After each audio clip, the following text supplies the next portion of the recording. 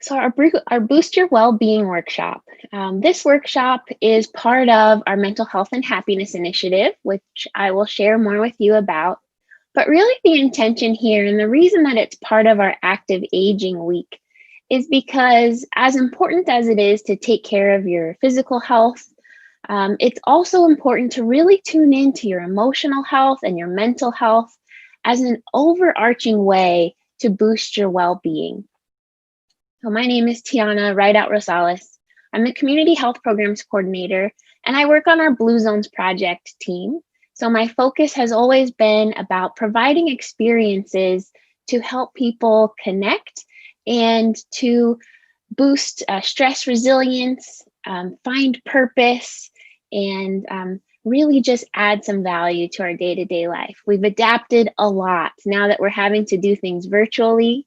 I think we all know in the buzz of our usual active aging week, we'd be in CHF and there'd be all sorts of workshops and happy faces to see and people to connect with. And there is a longing for that.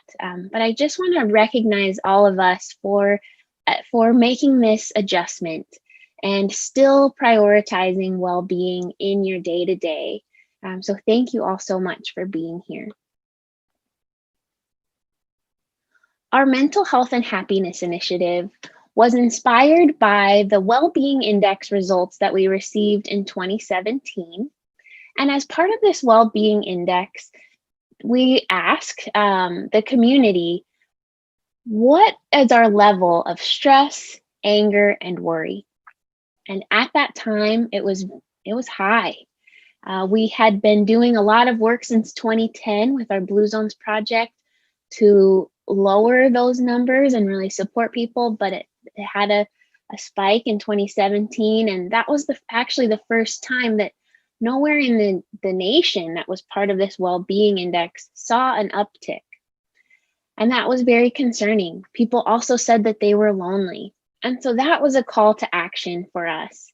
And so we wanted to address this stress and loneliness. And how we want to do that is through increasing resilience and building social connection. And so this workshop is going to give you just a basic introduction to some different tools that you can use to help boost your well-being. There are many more resources. We have our mental health and happiness series, which is now available on demand. It's on this bchd.org/series page. And we also have our happiness chat, which is offered on Tuesdays. All the info's on this webpage too.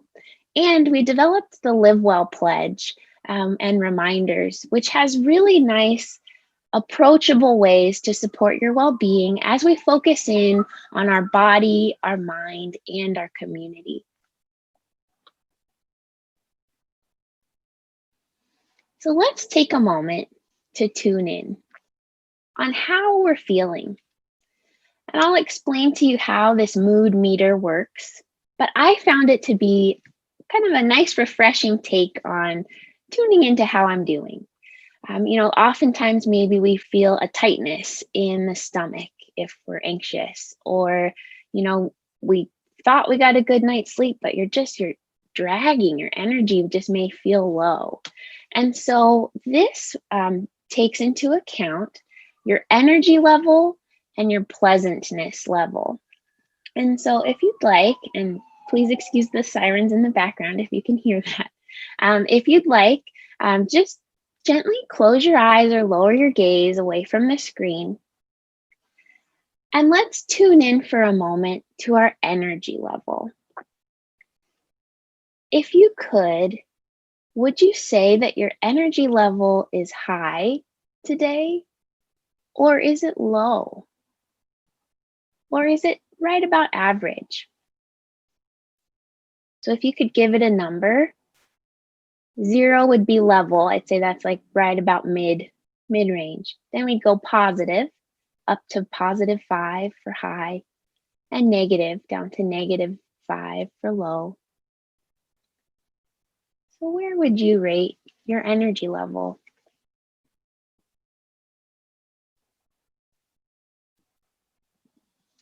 And now we'll take into consideration pleasantness.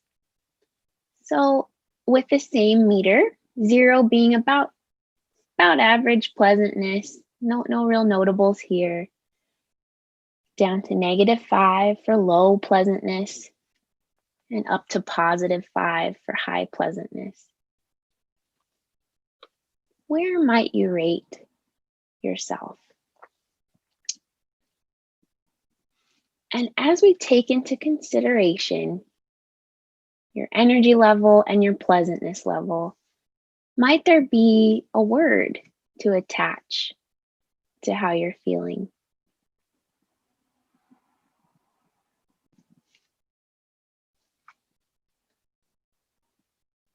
And if you have your eyes closed, go ahead and open them.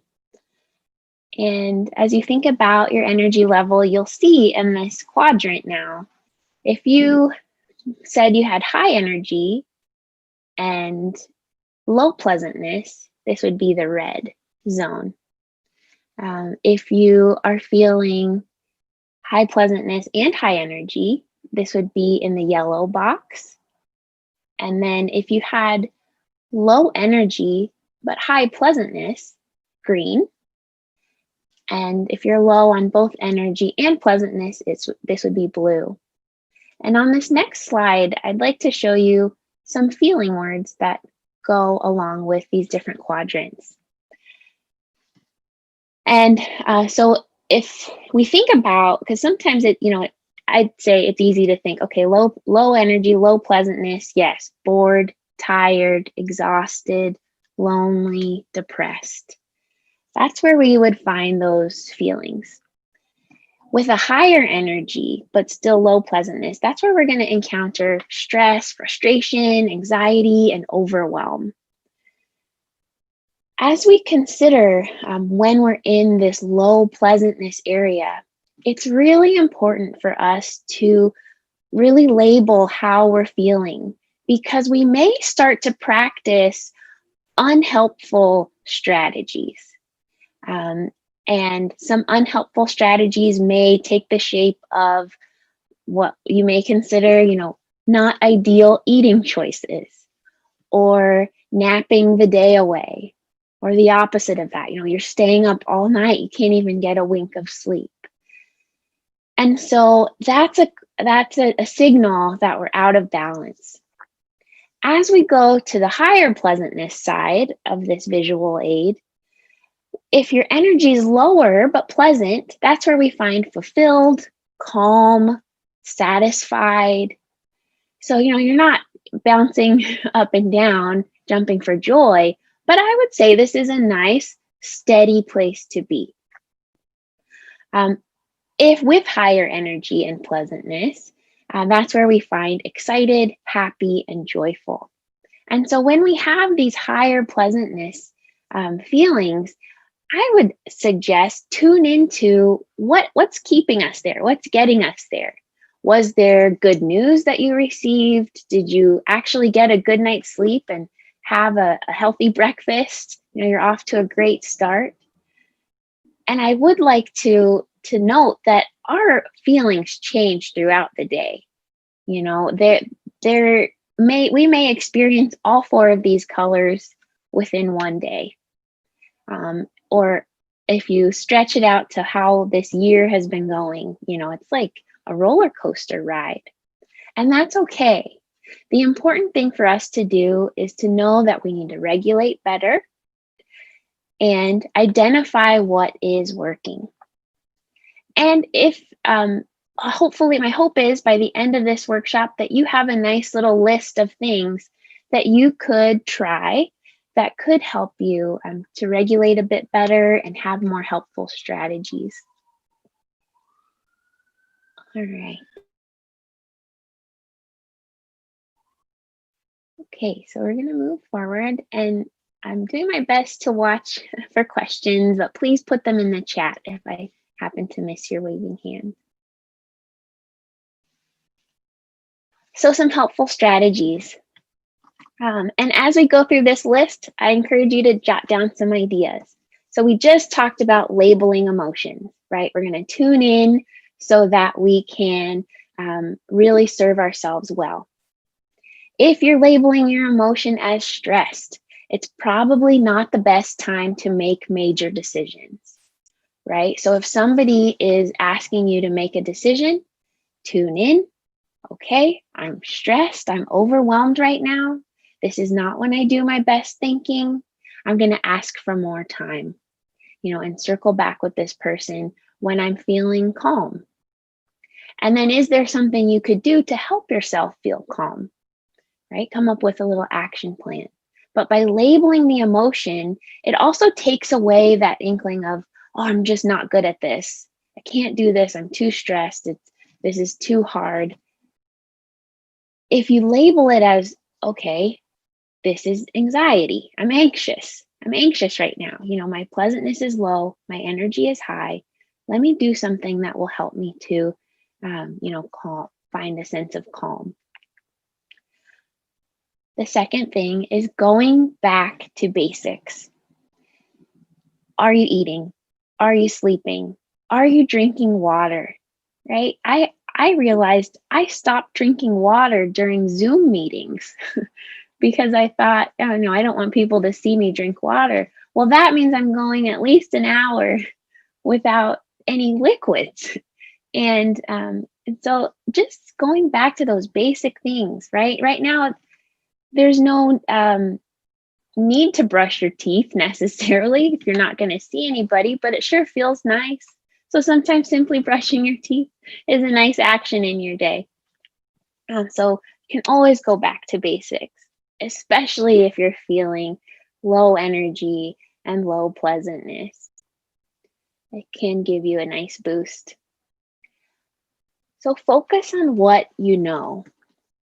Focusing on what you know is really stating the facts. I think so often we get worried, and a lot of times what we're worrying about, 90% of it isn't even founded in, fact. And so if we take time to focus on what we do know, what we can really count on, that can help to ease those unhelpful, worries that we have and steer us toward more helpful strategies. An example of this would be, for this moment right now, focus on what we know, right? The internet is working for all of us here. I hope that there isn't someone out there frustrated because they want to be here and they can't. But at least for us, we're grateful that our internet is working.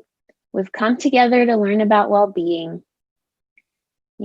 I had a good night's sleep last night. I brushed my teeth this morning. These are things I know for sure. Oftentimes, if we get caught up in news feeds or social media or conversations that cause us stress, we start to worry about things that we don't know for sure. So let's try to stay grounded and focus on what we do know for sure. Setting boundaries. There's something called fierce self-compassion that I've really been looking into. And self-compassion is treating ourselves with the same love and care and patience that we would for someone else. So if someone is coming to you seeking advice and they're saying, at work, my boss is just asking so much of me. I cannot keep up with the demand.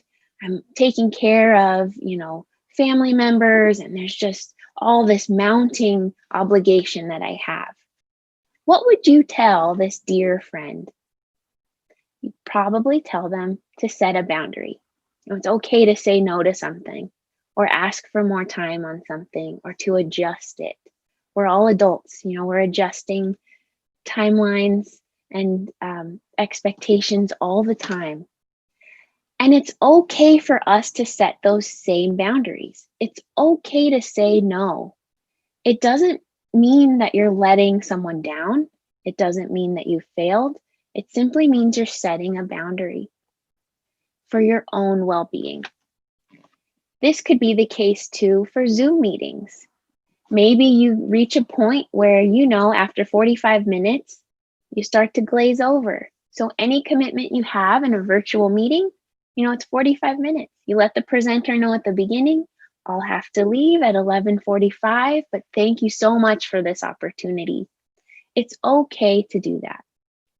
Setting boundaries can help us regulate our energy and our pleasantness. Practicing gratitude. So, this attitude of gratitude is really important. It helps us gain perspective on what's going on in our lives. Gratitude is helpful to list on a weekly basis.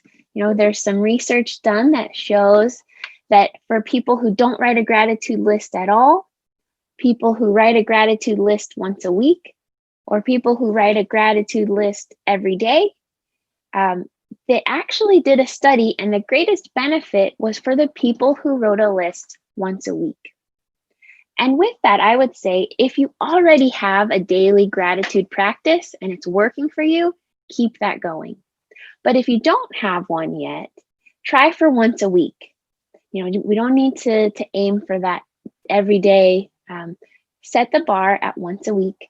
Maybe on Sunday evenings, you take time to write with nice detail what you're grateful for. That can really help to support our well-being. We need to be kind to ourselves. Be kind to yourself. I think this is especially true when it comes to exercise and working out. Even if you do 5 minutes, right, it'll help you feel better than doing nothing. Even if you do 30 seconds, if you take time to just do maybe a couple of push-ups against your kitchen counter, after you've finished doing a task in there, even that is a nice little boost. So be kind to yourself, and it's okay for us to need to seek out help, to have a day when we just need that extra chat with a friend. Show yourself the same kindness that you would for everyone else. And mindfulness. Mindfulness is a wonderful tool. You don't always need to be on a cushion to find mindfulness. You can do this in everyday tasks. And so it is possible to mindfully wash the dishes or mindfully have a conversation with a friend, right? And so we are going to do a practice together in a little bit where we are going to practice mindfulness. But even just right now, tune into how you're doing again. Are your eyes tired? Is your stomach tight? Are you worried about the clock ticking by and when I'm going to get to the good part? Whatever may be going on in your mind. Now, tune into your feet. Where are your feet? Are they on the ground? Are your toes touching the ground? Are they clenching? Simply tune in to your feet. And then, traveling up through your body all the way to your fingertips. How are your hands feeling? Can you feel the tips of your fingers? And so this way of directing our attention to the moment, that is mindfulness. So with everything going on, you can always tune in to your breath. If you need to slow down, one easy breath can really help you to do that. We breathe in and we breathe out. And we refresh, we focus on what it is that we're doing. There are guided mindfulness practices. Some people prefer to do this on their own. There are many resources out there if you're interested in that. But mindfulness is as simple as being present. So even in a conversation with someone, it's really listening rather than anticipating your response or predicting what they're going to say next. Just be mindful, be in the moment. So we'd also like to see more opportunities. There in that when all of, pandemic, all of this started, think about, were you creating this wish list of things you wanted to do? I know I had plans to learn how to play an instrument. I was going, to do all of these grand things. And in reality, it turns out I don't have that much time working from home as a, mother of a toddler, and there's a lot going on at my house. So um, but there are other opportunities, right? And so if we can see opportunities, that can help us to boost our well-being. It can help us to stay connected with other people. It's kind of like that: when one door closes, another opens. For many people, all of these virtual workshop opportunities are great, because if you were home and, with limited transportation before, you couldn't make it to all of these sessions, but now it's literally popping up on your screen. And so there are nice opportunities that we can appreciate right now. Acknowledge the simple wins. I kind of touched on that earlier, on a day when you do brush your teeth. But we need to really acknowledge ourselves. As I developed our mental health and happiness series, I dove into positive psychology. And within positive psychology, there's a lot of work around, it's really focused on well-being. And having a sense of accomplishment is so important. And so when you do have a simple win, even if you think, oh, this was too easy, this is too basic to acknowledge, do it anyways. And that will really help you keep focus on what you're doing that is working. We don't have to be exceeding expectation at everything. We don't even have to be good at everything. We just want to continue moving forward. And so acknowledge when you are doing that. Connecting with kindness. This is really important. I know that especially for this group, if you were members of our Center for Health and Fitness and going on a regular basis, this was a very kind group of people. And you are still very kind. And though we can't be in person, there are still personal things that we can do to connect with one another. It could be as simple as checking in with others to see how they're doing, coming to workshops like this. And, if you like, you can use the private chat feature in meetings to say hello to people. So learning some of those techniques. Who are your neighbors? Are there simple things that you can do for your neighbors to be kind? And as we're kind to ourselves and others, we're really creating a kinder community. And I think we really need that right now. We need to prioritize kindness at its most basic level. I think that's where we really support one another's well-being. I know this was quite a list of 10 different things, strategies to boost your well-being, but I do hope that it's helpful. One thing I would love to do is invite us to do a 20-20-20 break.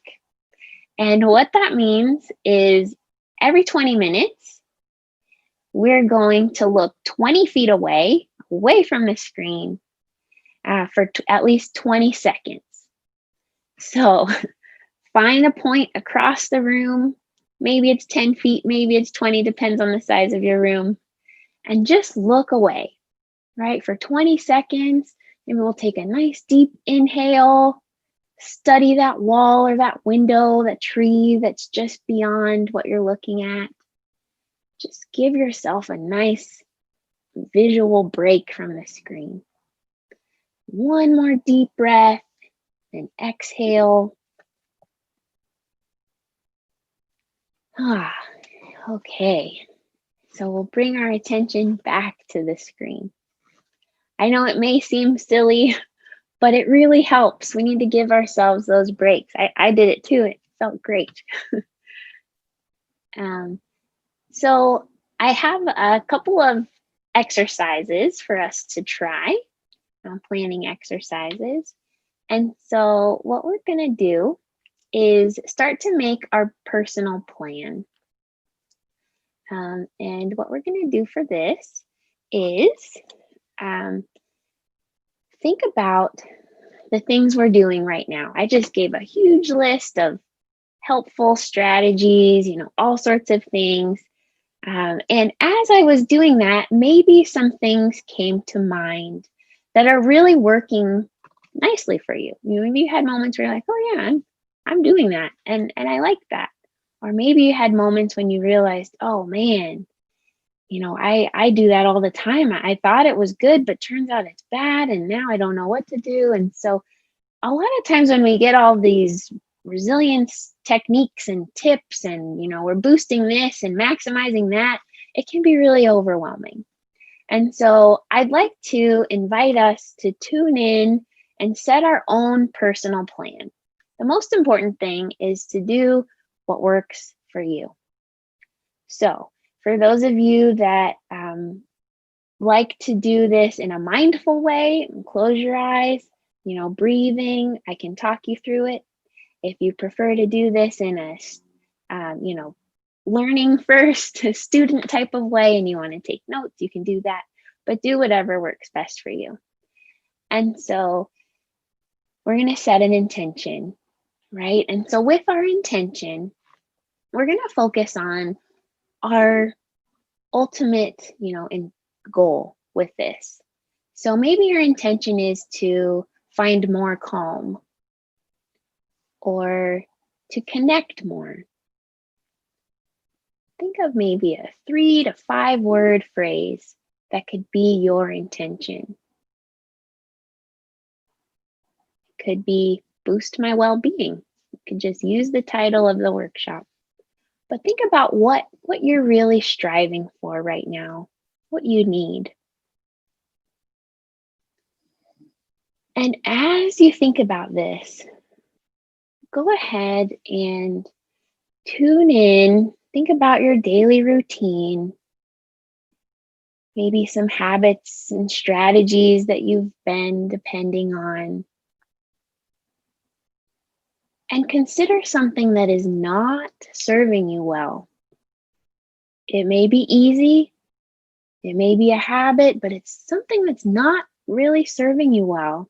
And this is something you'd want to stop. So think through those many, many things we do or don't do, and what's something you want to stop. And make note of that.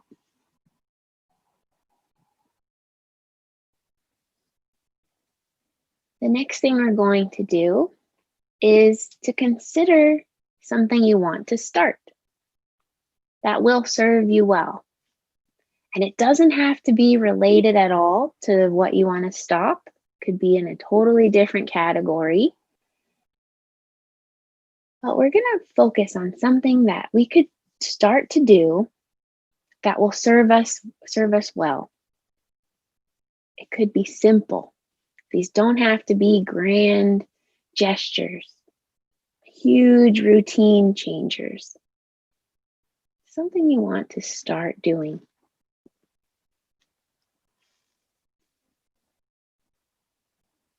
And make note of what that is.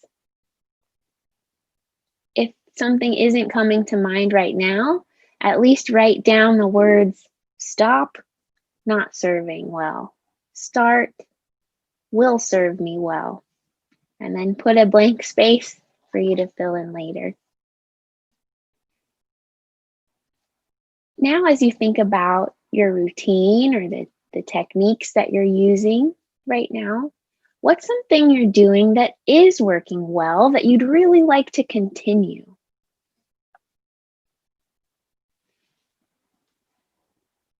There might be things that are so much a part of your day-to-day, you don't even notice them, but it's working. So really tune in and see, what am I doing that is working and that I'm really committed to continue doing?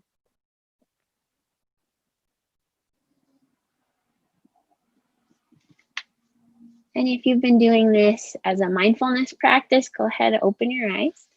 And we're going to jot down some notes. So the thing I'm going to stop is, and you'll fill in the blank. Start, fill in the blank. Continue, fill in the blank. And this can serve as your plan. We know just from this simple exercise some of those points that we need to work on, right? And so when I think about something I want to stop,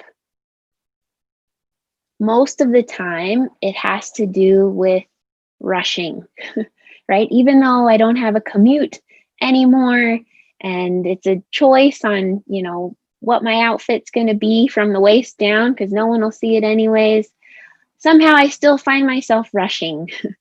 And so stop for me would be, rushing before meetings. What would be something that you would want to stop? Something that I'm committed to start doing. And I always have so many options. I think I'm forever, trying to pinpoint something, but I'm going to start doing things okay. I'm kind of a perfectionist, and it results in procrastinating for me, to be honest, because I'm holding off on when I can do things really well. So I'm going to start being okay with doing an okay job at things.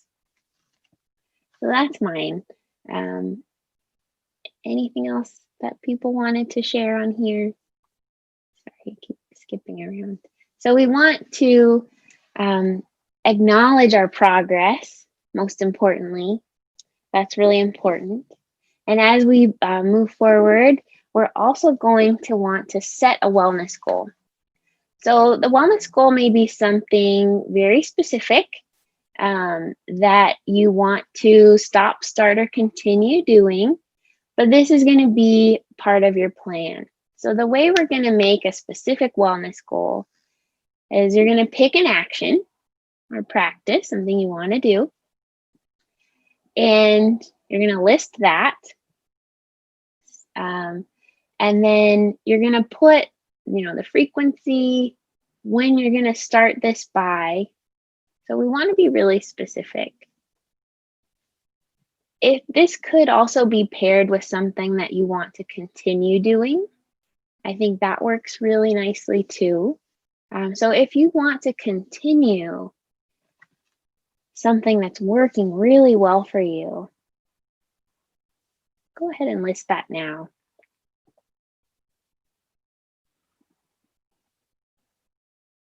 And if anyone is moved to share about their wellness goal or any piece of these practices that we've talked about, please do so.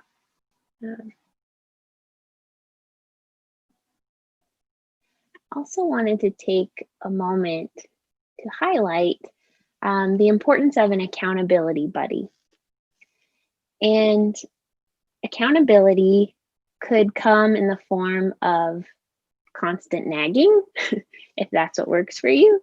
It could also come in the form of committed listening, somebody who you could go to and say, man, I was trying to stop this and it happened again, and they will just listen without judgment, but it's someone that you can really connect with. It could also be a role model. Maybe there's an accountability buddy and that they just have this knack for making decisions and they have a routine that you really respect, and you almost would love to, if it were something they could share with you, you would love that. You can learn from them. So there are many qualities that we can look for in accountability buddies, but go ahead and pick someone that could be your accountability buddy. Maybe it's someone that you talk to on a regular basis, family member, a friend. Maybe you need to meet an accountability buddy and kind of fill that spot in your social circle, in your well-being toolkit. Find an accountability buddy. It's really important.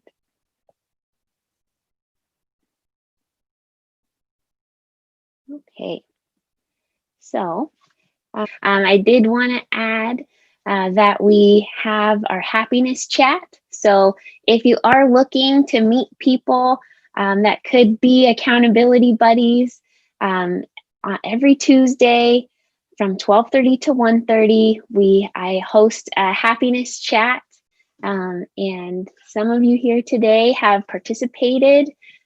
It's really a nice time to have that kind of resilience, happiness check in.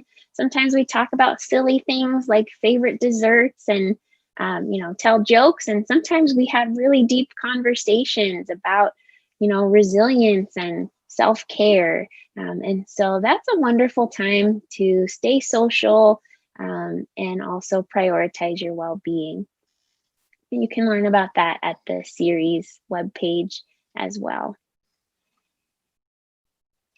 So as we come to the sort of the end of our workshop, I'd like during our 2020 break coming up, we're going to think about, taking all things together. How happy would you say you are? If we look at the whole picture, and if we had a scale from 0 to 10, 10 being extremely happy, 0 being not happy at all, and I would say 5 is kind of like a mid range happiness level, where would you say you are?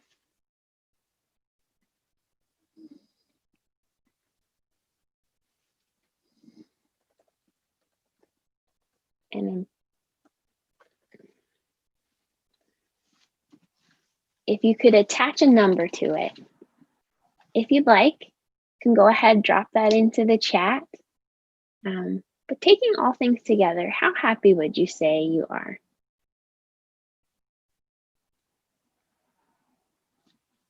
Could also, hold up the number of fingers. I'd say today I'm probably about an 8, getting warmed up in my happiness level. I love the opportunity to connect with people, to share about well being. My family's doing well, taking all things together. That's about how happy I am today. If you find that you're around the 5 range or lower than 5, I think it's wonderful that you're here at this workshop today and you're seeking out resources. And stay connected with Beach Cities Health District. We're on social media. We try to be a source of good news and positive tools and techniques. On our YouTube channel, we have exercise videos with the Center for Health and Fitness. You'll also find the full mental health and happiness series workshops as well, if you'd like to learn more about that. And within the Center for Health and Fitness list, there's a wonderful collection, our mindfulness playlist as well, if you're looking for guided mindfulness practices. And so if with that, that's the last bit of the presentation. And if I look at the clock, it's time for our 2020 break. So let's do a good practice. We're going to look 20 feet away for 20 seconds. I'm going to invite you to take a nice deep breath and hold it in. Hold it in for 4, 3, 2, 1. Let it out very slowly. 4, 3, 2, 1. We're going to do that one more time. Maybe you pick another spot 20 feet away in the other direction. Take a nice deep breath and let it out. And this deep diaphragmatic breathing, if you want to continue doing it while I talk, this really invigorates the body. It's important to do this deep breathing.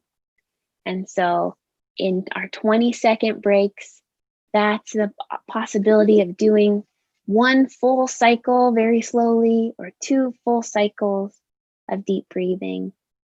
And I just so appreciate um, us taking the time to do those breaks. It's helpful for me too. And I'd love, with the time remaining, if there are any questions, I'm happy to answer those now. Thank you for the thank you messages in the chat. I appreciate that. It's absolutely my pleasure to present this information. I'm available to answer questions also. I'm going to put my email in the chat, but it's just Tiana Rideout, tiana.rideout@bchd.org. And if you want to find out about any resources I mentioned, go ahead and visit our bchd.org/series webpage. All right. So thank you all so much. I'm